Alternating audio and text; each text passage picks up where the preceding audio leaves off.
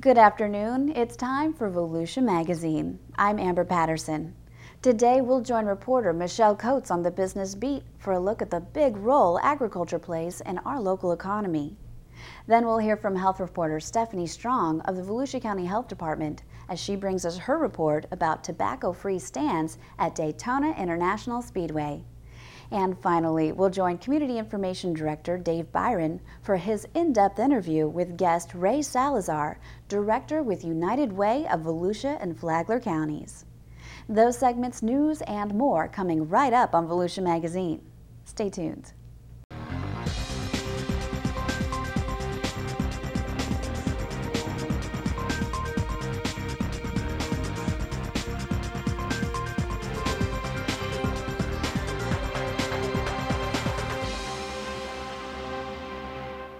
The Volusia County Council has enthusiastically and unanimously approved an agreement with Atlanta-based Delta Airlines for another 5 years of service at the county's Daytona Beach International Airport.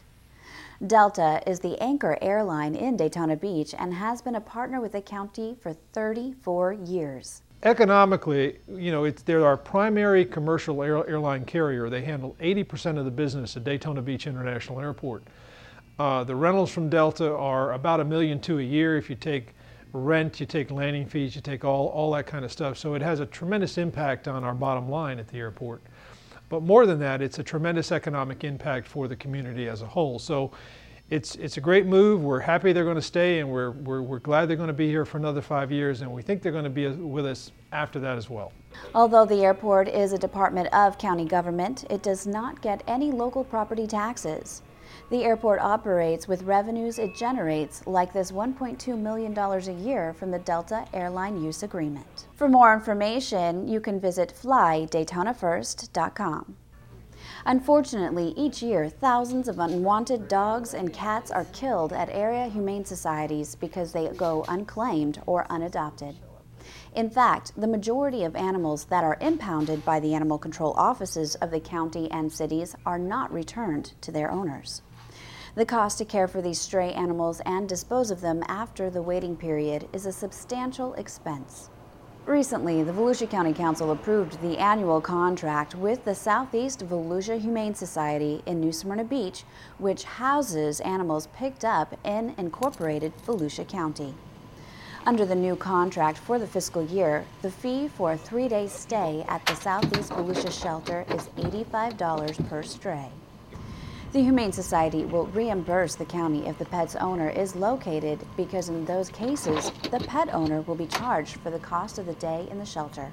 County Animal Control Supervisor Sergio Pacheco said stray, unwanted dogs and cats is a major problem in the county and a big responsibility for county animal control. Well, we do have a problem with stray animals, particularly with a lot of the cats. It's a problem that we've been dealing with for years, and we feel that with different programs we're trying to get a handle on it, and hopefully we start bringing down the numbers of animals that are picked up by animal control. One program is the Pet Vet Cruiser that offers county residents in the unincorporated area low-cost spay and neuter. Another is a community outreach program that provides education in pet ownership. It's also important to note that the county has a mandatory spay and neuter law. Overall, it's estimated the county will spend $60,000 annually for the services of the Southeast Volusia Humane Society. For more information, you can call 386-248-1790. Volusia County's public libraries benefit greatly from citizens who volunteer as helpers or who serve on the Friends groups that raise money and advocate for library services. Such is the case in DeLand, where the library's Friends group has agreed to spend $250,000 for an addition that will add a bookstore onto the downtown library.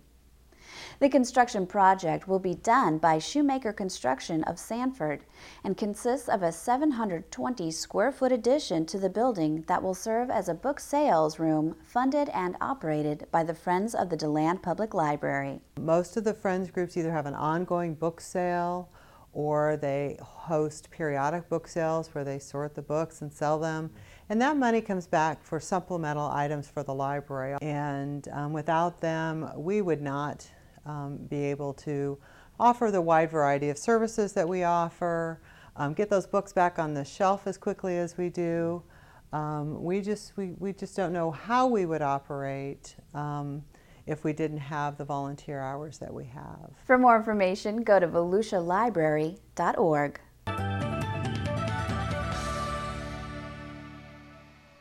Hello, I'm Joey Alexander with the Volusia County Council. Did you know we have a turtle and seabird rehabilitation center right here in Volusia County? Since opening in 2002, the Marine Science Center in Ponce Inlet has cared for thousands of sick and injured sea turtles and birds and released many of them back to the sea. The Marine Science Center also has a touch pool, exhibit gallery, and areas where you can watch our specialists caring for marine animals. This unique center is next to the Ponce Inlet Lighthouse. To learn more and plan your day trip, visit marinesciencecenter.com. While traveling across the many roads in Volusia County, you can enjoy the vistas of open grasslands and dense forest. Cattle and horses are as common to the natural landscape as are orange groves and shaded ferneries. These scenes represent an economic engine worth hundreds of millions of dollars to the Volusia County economy. Michelle Coates took a closer look at one ranch contributing to the impact.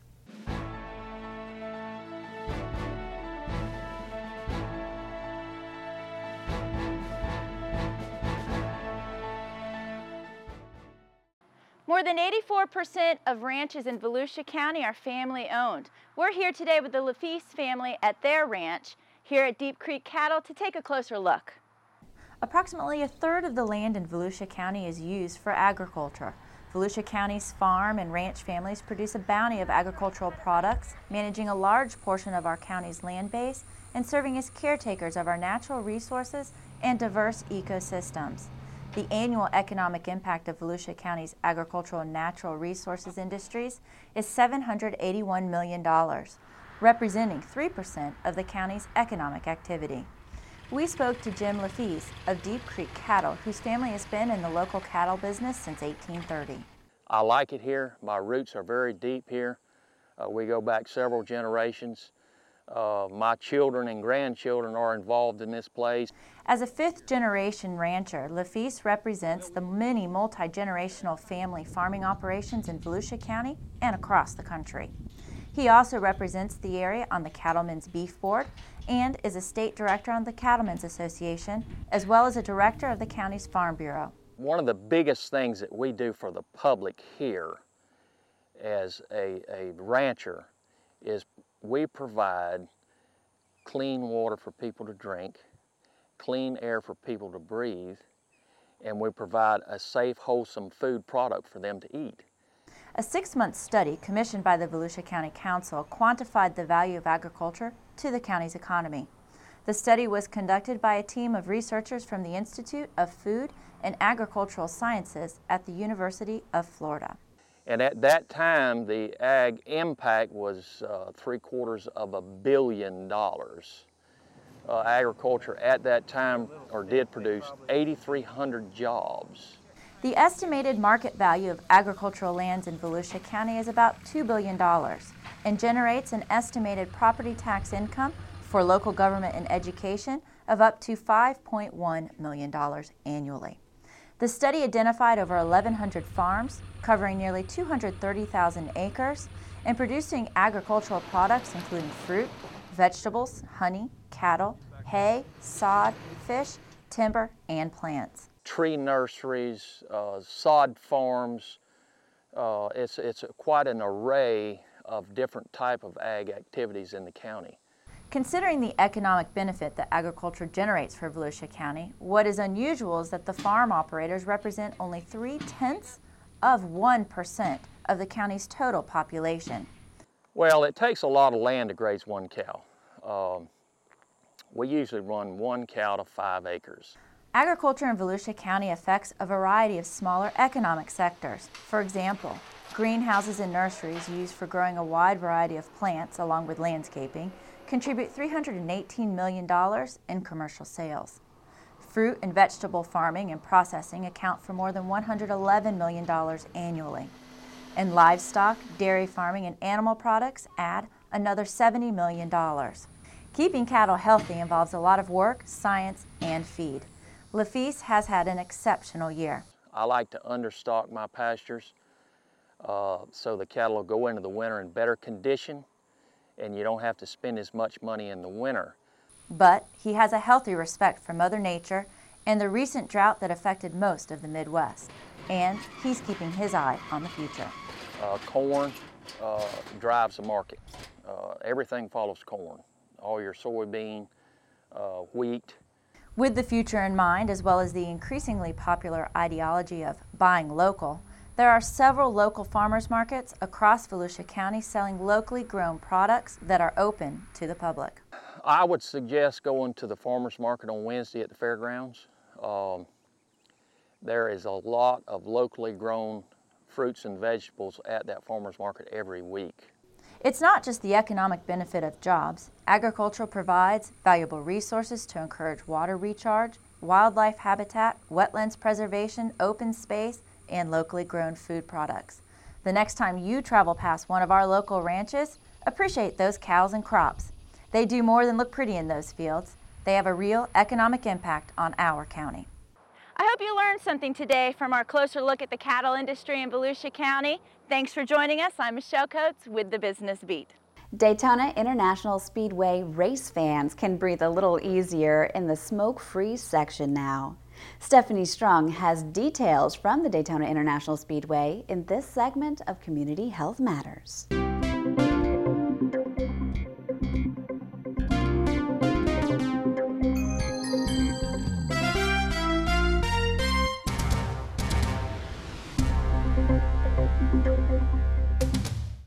It's a busy day at the Daytona International Speedway as students working against tobacco or SWAT chapters from North and Central Florida come together to recognize the Speedway for adopting a policy making the grandstands smoke-free.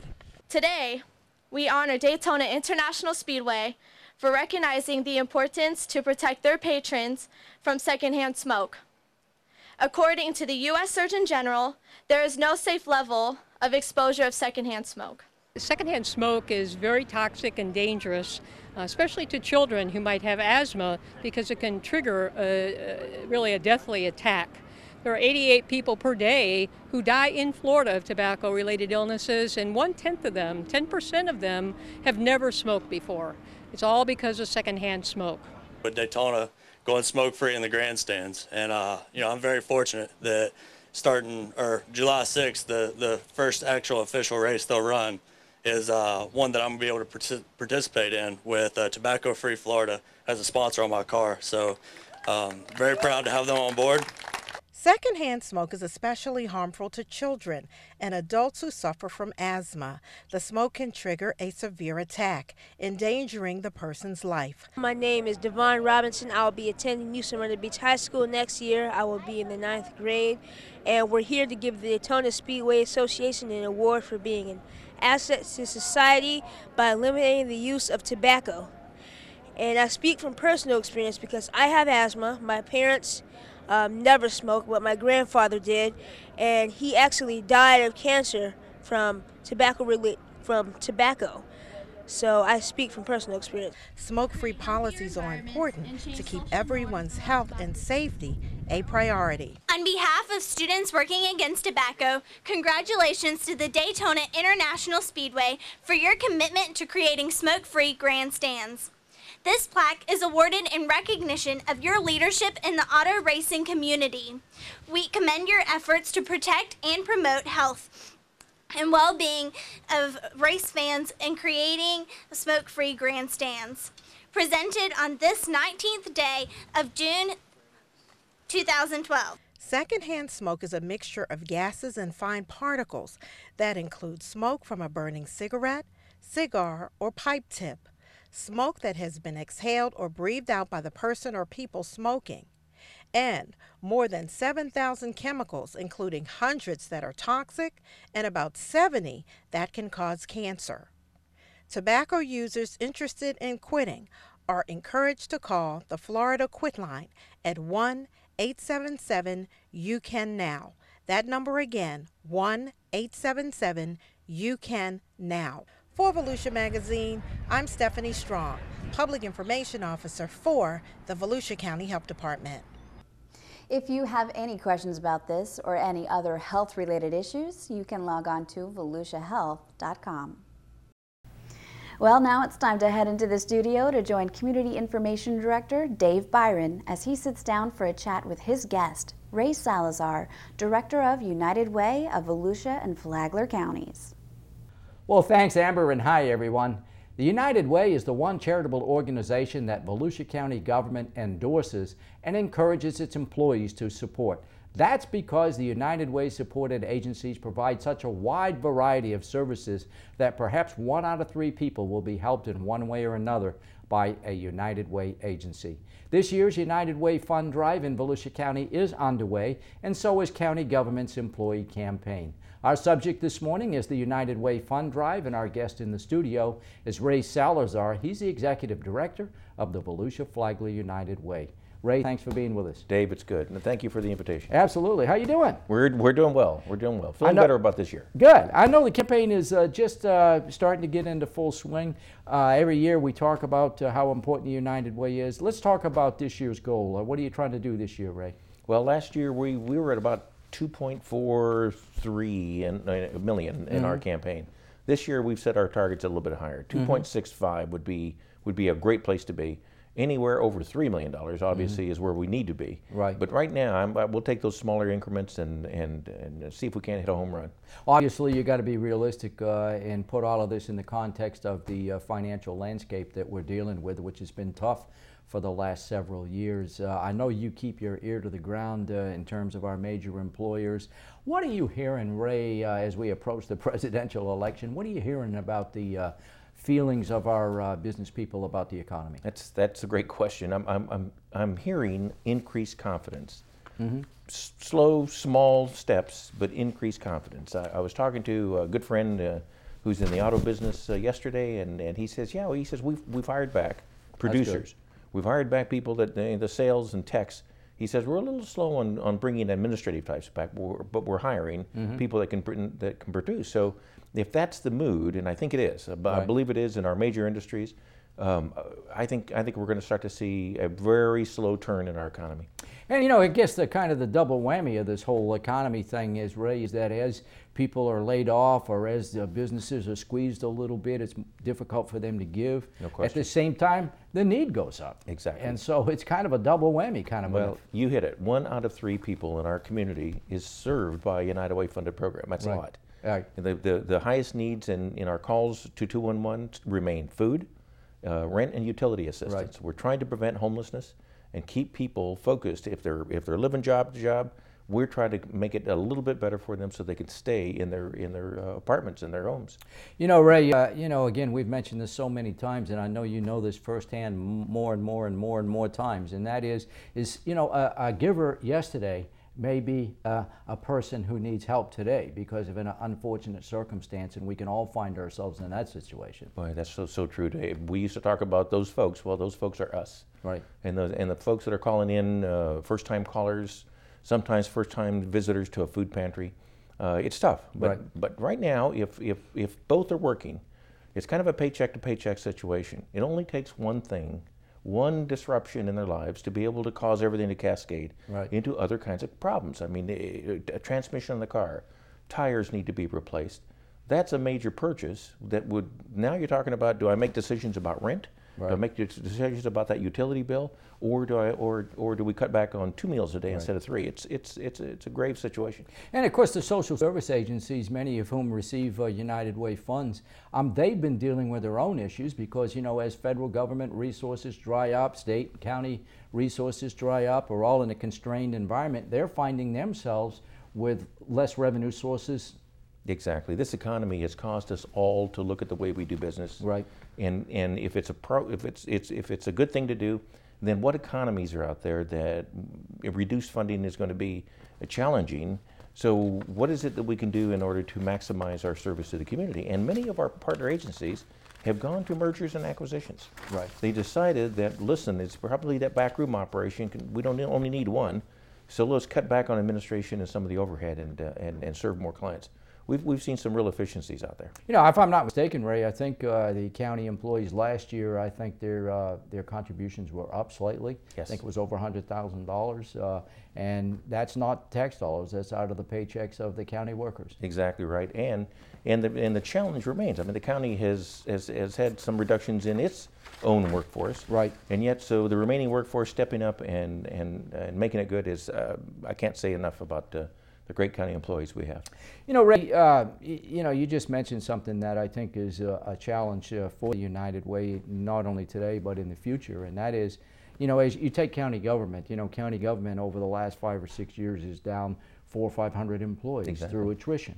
Exactly. And county government has found a way to get the job done with fewer employees. And I don't think that we're unique in that. A lot of private sector companies have squeezed their workforces, figured out how to get things done with fewer employees. Right. That translates out into a potential challenge for the United Way because there's fewer people out there to give. So exactly right.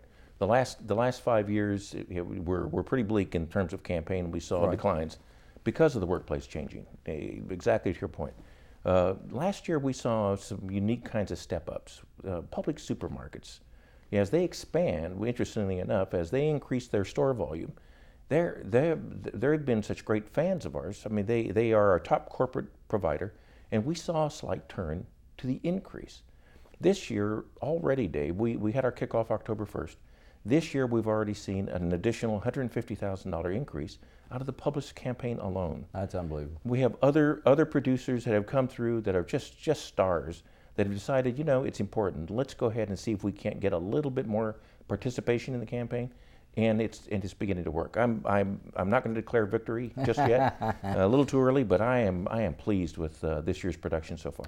Ray, let's talk about volunteers. Obviously, Absolutely. you have a volunteer board made up of corporate icons in Volusia County, and they make strategic decisions besides provide helping hands. We try to hit every important business sector in the community representation. And those volunteers, that's the key to the not-for-profit community as far as I'm concerned. It's a small employment base driving the talent of a large volunteer base.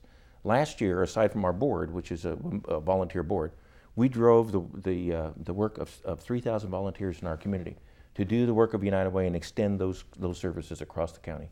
You know, those board members, Ray, and those people that serve on, I believe, what's called the allocations committee, those agencies that qualify for United Way funds, it's not just about having a good heart, it's about having the wherewithal to administer these dollars efficiently and effectively, and if they don't meet the standards, they don't get qualified as a United Way agency. That's exactly right. There's a scoring system involved in the process, but it's based on performance outcome measurements. Right. They have to be able to demonstrate what's changing in the community as a result of those dollars. Right. And it starts with the donors. The donors are the most inquisitive. They want to know, if I write you this check, if I sign that pledge card, what's going to change in the community? And if we can't measure it, we can't manage it. And if we can't manage it, we shouldn't be funding it.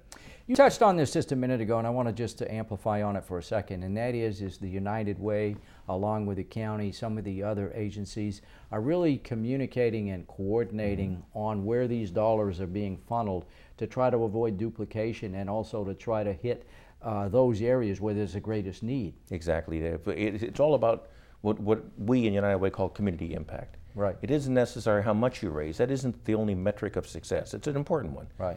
But the real important metric of success is what's changing in the community as a result of that donor dollar. Right. And that needs us to work very closely with all the funders in the community to make sure that we're prioritizing our funding, that if there are children's services provided in this location, perhaps United Way's funding could then turn more towards senior issues or whatever other priority issue comes up. But very, very coordinated and very collaborative.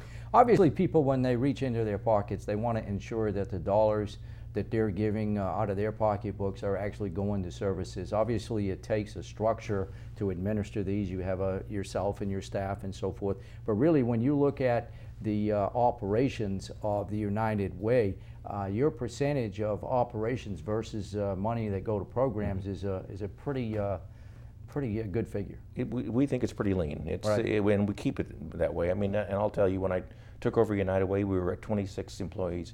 We're currently at 15 employees. Wow. So we've taken those reductions as well to reduce and keep our overhead costs as low as possible. Right now we're in the high 15%, low 16%.